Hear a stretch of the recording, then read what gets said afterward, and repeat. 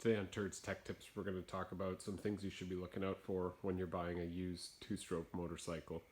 A lot of stuff I'm going to be talking about pertains to all types of different dirt bikes, regardless of how many times you stroke it, but there are a few items that I'm going to go over that are specific to these two strokes only. Before we get into the mechanical things you need to be looking at, let's take a step back and go to the ad of the bike that you're looking at online. Now, it's kind of funny how every used two-stroke, or most of them you see online, whether it be Craigslist for you guys in the States or Kijiji for us in Kazakhstan, every used two-stroke has either a fresh top end or recently done, and they're all super clean and they pull really hard. While this is obviously not the case, you need to kind of process what the ad says itself too and kind of judge the person you're buying it off of. Oftentimes, if I see a lot of spelling mistakes on an ad, or maybe say very minimal wording or something along the lines of hits power band really hard, stuff like that, you can kind of guess that these people are idiots. So that's a red flag right there. Now, you might think that's pretty shallow of me in saying that, but honestly, if people can't string a sentence together, what makes you think that they were able to take care of their dirt bike properly? So, not to say you shouldn't buy from these people, but keep this stuff in mind. And also the ads where you see people taking pictures of their bike and it's just caked with dirt and mud, and it just makes you wonder how well they actually took care of it if they can't even be bothered to take a picture of a clean bike. So they kind of some things to look out for anyway, but that's just my opinion on the matter.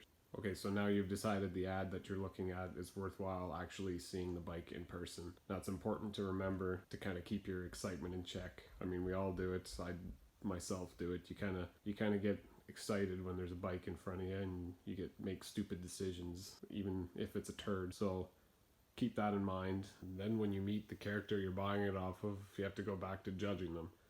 And of course, I know it sounds bad, but hey, like it'll help you get the right deal.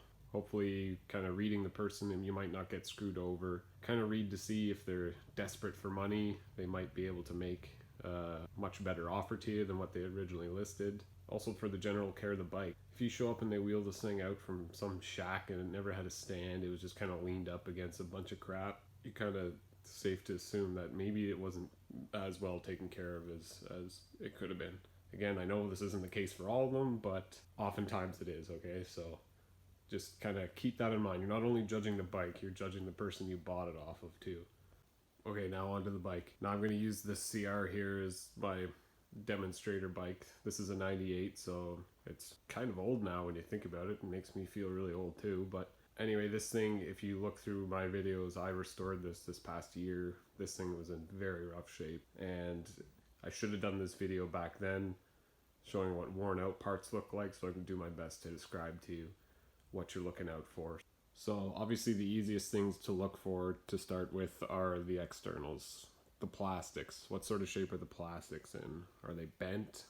Usually when these plastics bend, you can see, especially on the reds and the blues, even a little bit of the yellows on the Suzuki's. Say you had a big crash, well, there'll be like stretch marks where you can tell the plastic bent over. That would indicate that the thing's had a few accidents. I mean, it's a dirt bike, yeah, we crash all the time, but again, this is a bike you're spending your hard-earned money on. So plastics, what sort of shape are they in? I've seen some held together by stitching, like somebody will drill holes and then they'll either use zip ties to tie a piece together from flapping over. Well, that's a huge red flag right there for myself. If you can't buy, I mean, what are plastics worth? $30 for a fender. So if they were too cheap to buy a new rear fender or whatever, and they decided to stitch it together and ride it like that for a while, what does that say about the more critical stuff? So yeah, externals, plastics, have a good look at them. Fasteners. This CR, this is notorious, this bone shaker. This thing vibrates like there's no tomorrow, so have a look at the fastener condition. Are there any missing ones? There were a lot missing on this bike when I took it back. Are they missing? Are they in good shape? Are they loose? Give everything a bit of a pull to see what sort of shape that this guy has kept this bike in. So I like to give all the bodywork a bit of a pull and looking for loose pieces. Because again, if the previous owner couldn't be bothered to tighten up their bolts holding their plastics on, it says a lot right there. Okay, 2 strokes only part. These expansion pipes, you'd be hard pressed to find one that isn't bent or has a dent on it somewhere. I mean, again, dirt bikes, they crash all the time. Don't discount a bike just because it has a dented pipe. I mean, it's not the world. It's just a big thing hanging out there in the middle. It's gonna get hit essentially. So obviously you want to make sure it hasn't been dented too badly, because these things are expensive. And if it's like completely caved in and kind of like folded in half, well, like obviously it's had a huge hit at one point in its life too. But this, as you can see, this one has a bit of a bend here. It's not worth straightening it out. It looks like it hit some rocks at some point and gouged it a little bit. But the bigger problem with this pipe is it actually is physically bent. And if I get my light here and we come to the port, you can just see the green O-ring up in there where it goes into the cylinder. I tried to get that to fit better. But the problem is I can't get that to fit and the pipe to line up with the muffler. So the whole pipe is actually bent a little bit.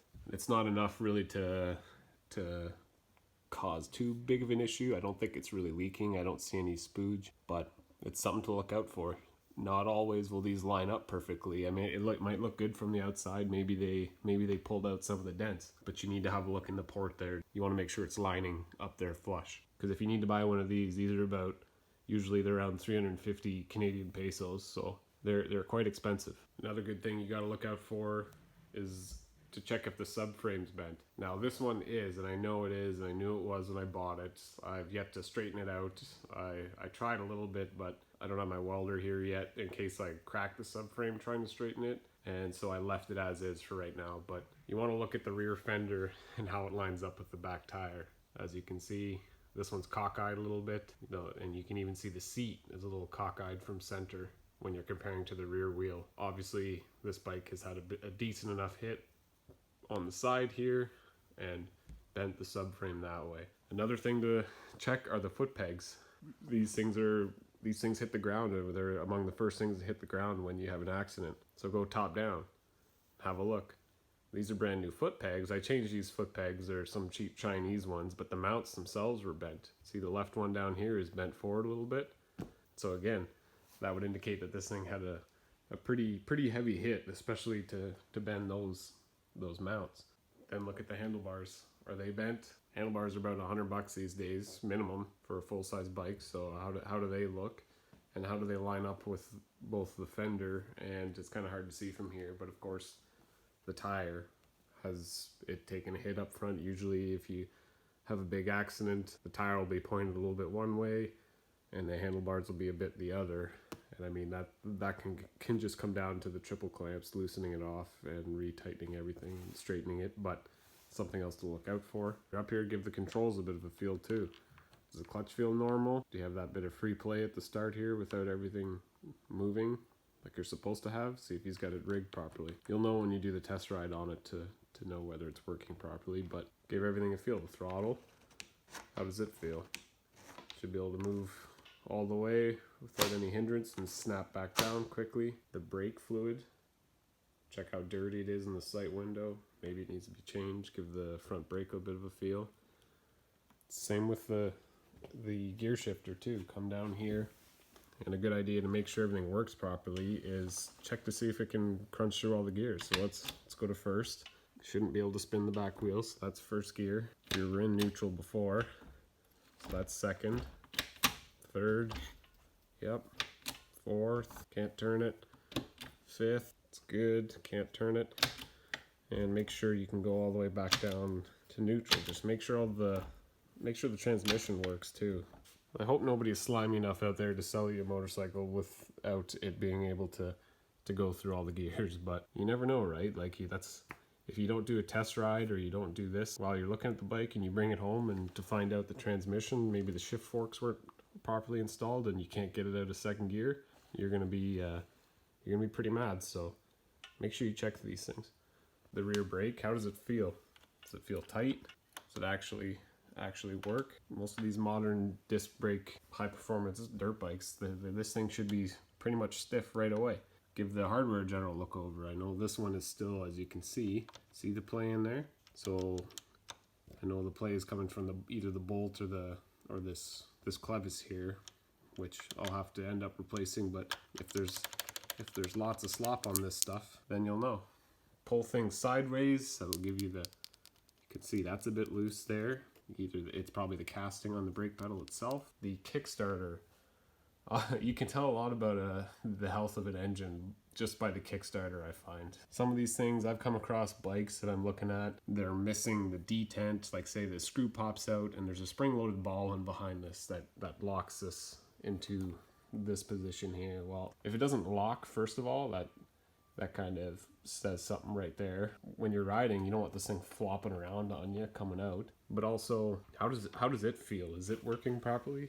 Give it a slow pull through and make sure everything is good here. You can see on some bikes, and this one was like this before, this kickstart shaft was so worn out in here, this shaft, that the old Kickstarter was rubbing on the frame right here. So this is stuff you need to look out for. Then another thing to look out for is both these swing arm bearings in here and the linkage bearings. How tight are they? These are minimum $100 to rebuild the linkage, and that, again, this is in Canadian dollars, so it's not cheap. So to do that, you come to the rear wheel, give it a pull, give the rear wheel a pull up and down, and you shouldn't feel any play. If you do, you need to get someone to do it for you and watch to see which one is loose in there. Or what you could do is you could use your foot to pry up and down, and you can watch to see where the movement's coming from. Because this is $100. The swing arm itself, if you see play in there, if you move the swing arm side to side, front and back, give everything a pull. But the swing arm bearings themselves are about $100 too. So if you have worn out parts just in this section alone, you're looking at $200 to fix that. Wheel bearings. These things go quite often too. Give the wheel a pull, side to side. And again, also up and down. It could be up and down too. Make sure it feels good. The tire, it's like, again, it goes without saying, if you come and look at a used bike and this tire is, and I see it all the damn time, the middle knobs are just worn right off. Like either the guy did a massive burnout, or he just rides roads all the time, or I don't know what, but if he just keeps on a tire that the middle knobbies are ground flat, like it says a lot about the owner of the bike. And tires aren't terribly expensive, so if you can't keep a fresh tire on your dirt bike, how do you know the rest is okay? So tires are another good telltale. The spokes too. Bring a wrench with you or something metal and give the spokes a ting. Now these wheels, these are freshly built with one ride on them, everything's settled in, and I haven't gone to tighten the spoke nipples up yet, so I bet you most of them are going to be loose. But you're listening for a tinging sound to know that they're tight. See, that sounds pretty loose. It's a little better, but you kind of want to ting. And that'll say a lot about how he maintained it as well, because I mean, spokes is a very overlooked item, but if you don't keep up on the maintenance of the spokes, then your wheel's gonna warp. And the rim alone is $100, but if you're lazy like me and you want to buy a complete wheel, you're looking at way more than that. So spoke maintenance is key. It's something to look out for. The rear sprocket, how does it look?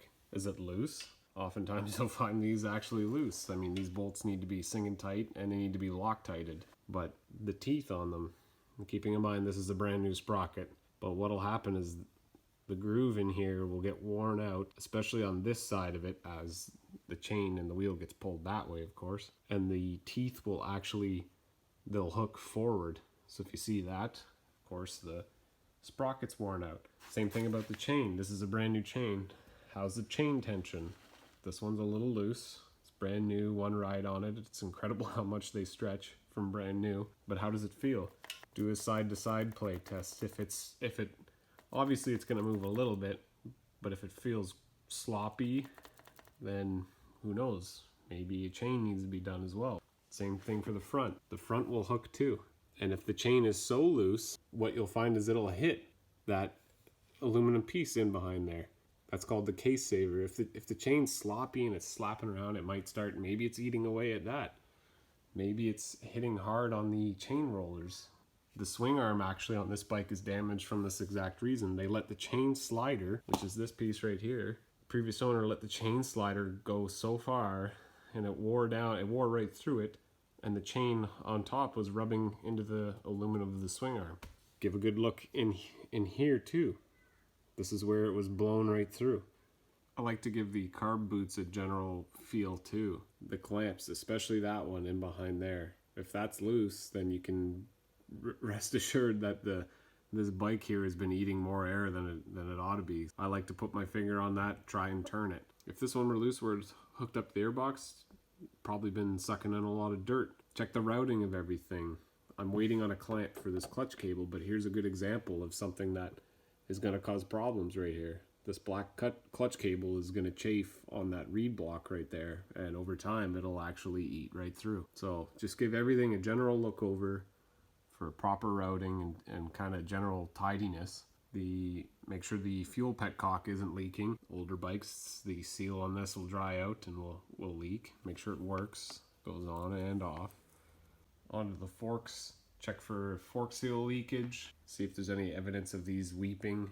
Oil covering the forks would indicate you got leaky fork seals, so that again costs quite a bit of money just in parts alone.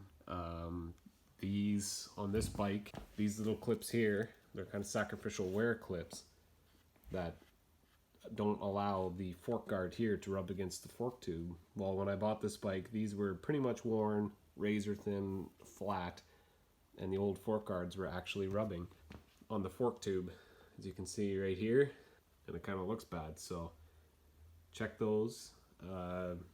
Front wheel, give it a spin. Again, this is a brand new front wheel too. The old one had cracks, so I actually built new wheels.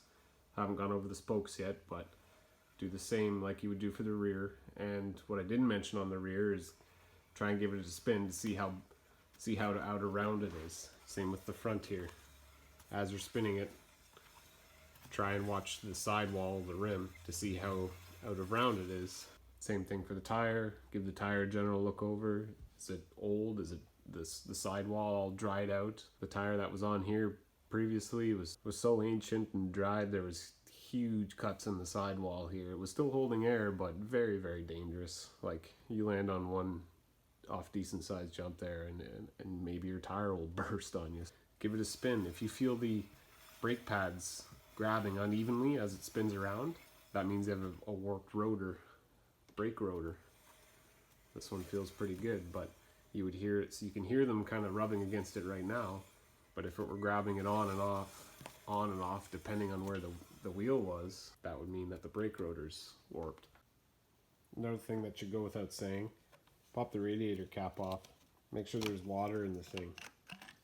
Make sure it's up to at least covering the fins and not completely gone. Well, obviously that would raise some alarm bells right there. Now this bike doesn't have any for me to show you, but another thing would be to give the entire engine case a good look over for any JB weld or some sort of epoxy filler. Now, mostly I find them on the left crankcase half because somebody either snapped a chain or did something ridiculous over there. So if you see any JB weld on an engine case, that is also a major red flag right there too. And for us two-stroke guys, I'm hoping most of you already have a compression tester just like this, but if you're gonna go buy a used bike, it's a good idea to bring this with you and do a quick compression test on the bike. Don't just take their word for it that it's got a healthy top end, because they all seem to, apparently, according to their ads. So short of doing a leak down test, which would be ideal, which you can check out my other videos for that, but that's not really practical for when you're going to go look at buying a used bike. So at the bare minimum, bring a compression tester and a 13/16 spark plug tool and hook this up, give the bike a couple quick kicks. Now on a fresh engine like this one's brand new. I did a top to bottom rebuild on this. Cylinder got replated. This one is legit, I promise you. I get about just shy of 200 psi of pressure. I would start to get worried around the 120 mark, 110. That's when you would kind of start questioning what's going on in there. It might not just be a piston. It could be the cylinder has a giant nick in it. Maybe the rings are worn. Who knows, right? You don't know in the moment when you're standing there. looking at it. But say 100 and below is kind of right out of question. Something's wrong there. Although I have seen a 86 YZ 125 with a supposed 85 pounds of compression run on WD-40. That's besides the point. That was a one-off thing. That was some magic shit. And while you have the spark plug out to do the compression tests, give the plug a good look over. Again, I'm sorry, this is a bad example. This plug has just one ride on it, one quick ride. That's all this CR has moved. The spark plug will tell you a lot about how this thing's running.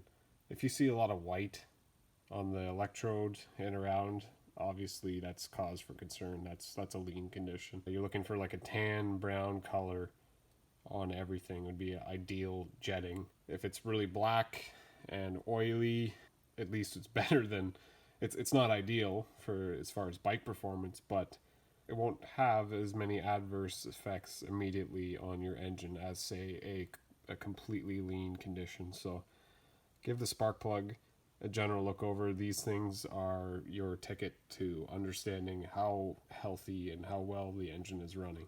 Another two-stroke only thing that you have to look out for is spooge. Now spooge, usually you'll see dripping from the exhaust pipe here and the black kind of oily mess coming out of here, and it sprays the inside of the fender. It'll spray the inside of the side panel.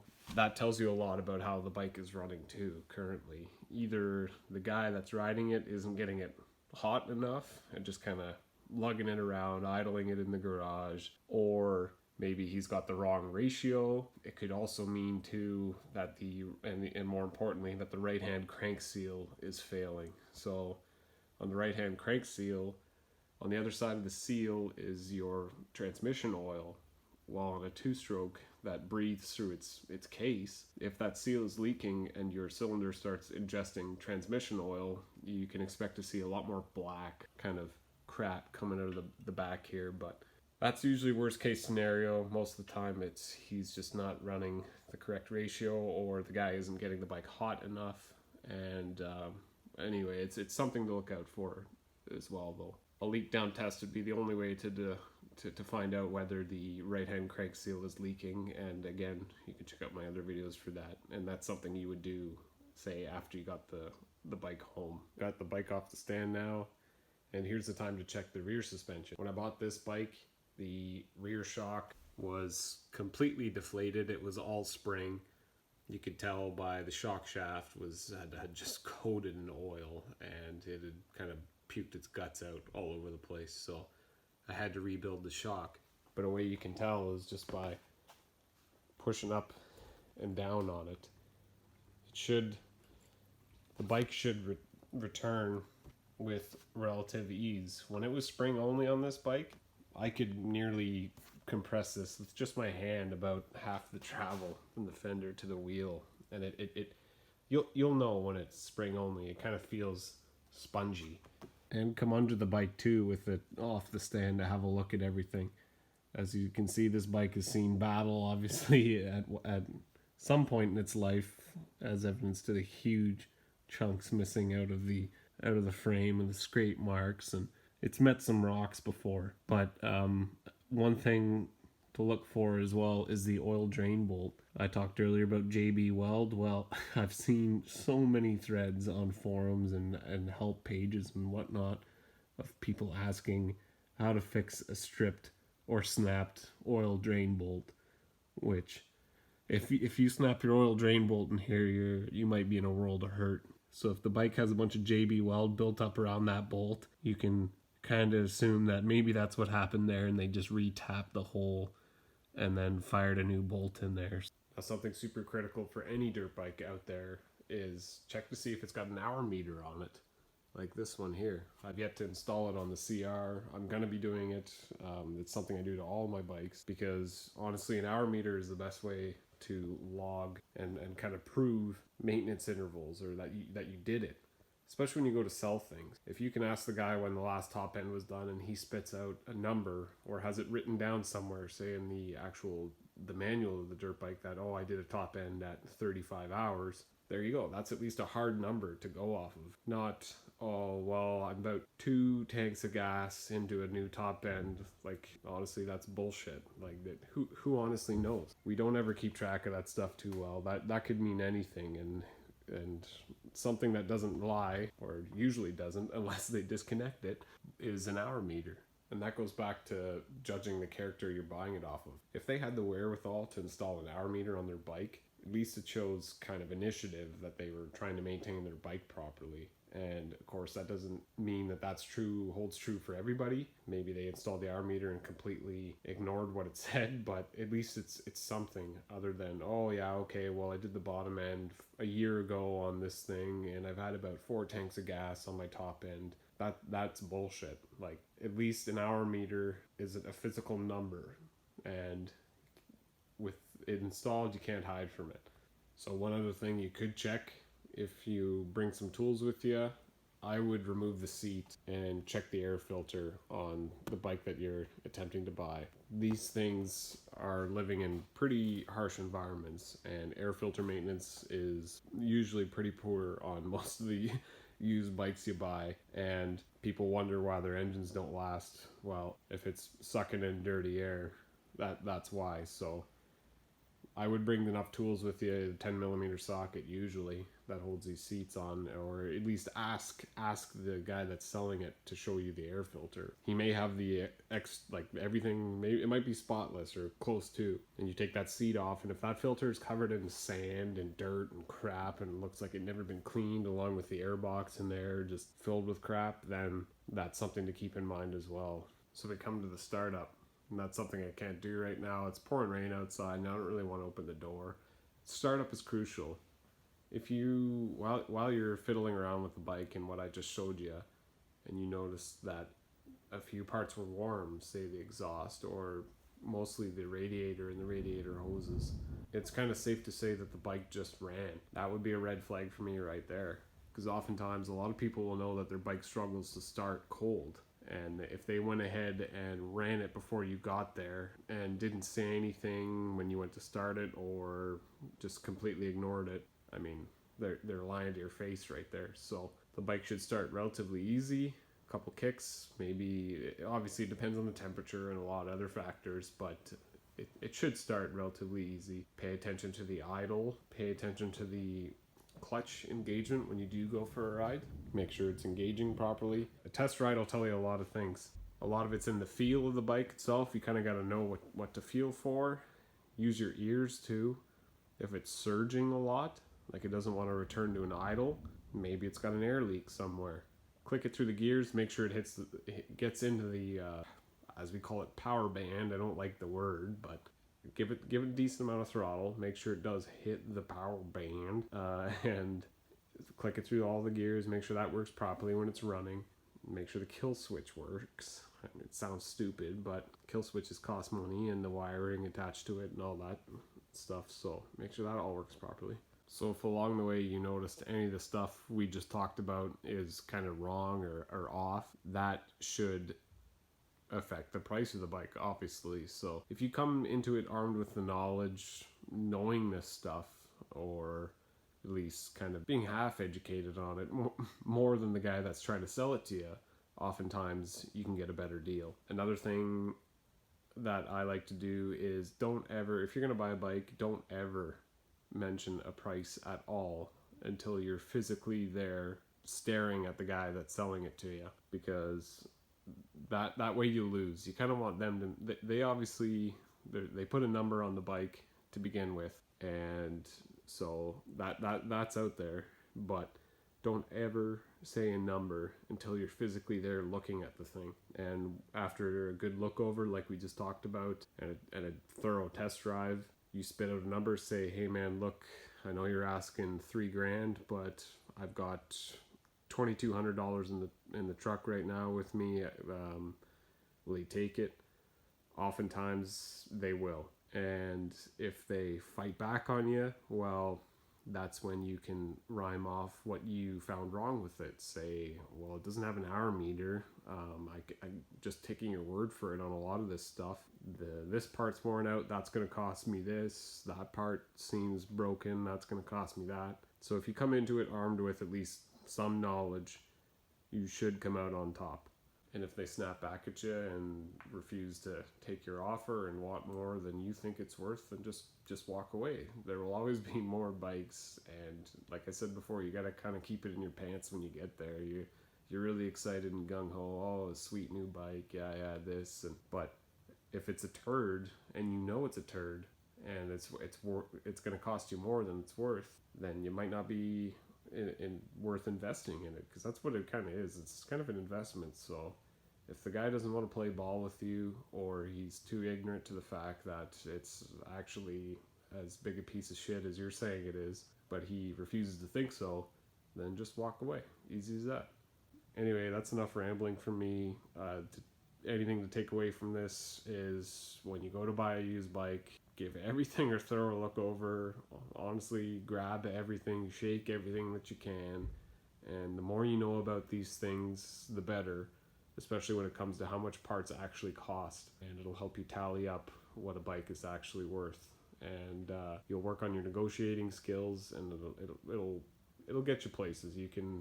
There's money to be made in restoring some of these bikes. So anyway, I hope this helps some of you, and yeah, we'll talk to you soon.